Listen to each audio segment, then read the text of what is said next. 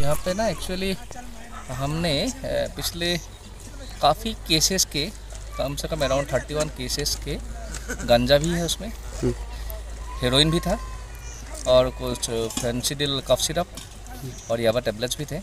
तो total ganja more than 9000 kilo, heroin 2 kilo, Phensedyl around 36,000 bottles, little more, और yaba tablets भी काफ़ी थे। सो क्योंकि हम ना ये सोसाइटी में जाने नहीं देना चाहते हैं बिकॉज ऑफ द रीजन, हम इसको हमारा मोड ऑफ डिस्पोजल है डिस्ट्रक्शन, तो हम इसे फर्नेस में डाल के इनको इंसिनरेटर के through with proper approval of pollution control board हम इनको डिस्ट्रक्शन कर देते हैं।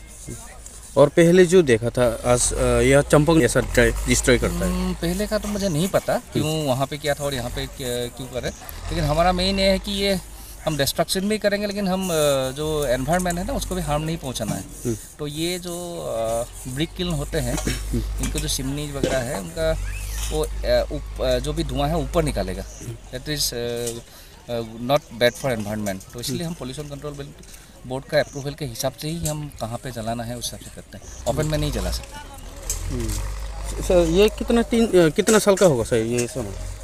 केसेस तो कुछ केसेस 3-4 साल पुराना भी है, लेकिन मोस्टली 1-2 साल के अंदर ही जितना क्या हुआ है वो है हमारे पास। सर आपका नाम? मेरा नाम है हेमांग फुकन, मैं जॉइंट कमिश्नर हूँ कस्टम्स के।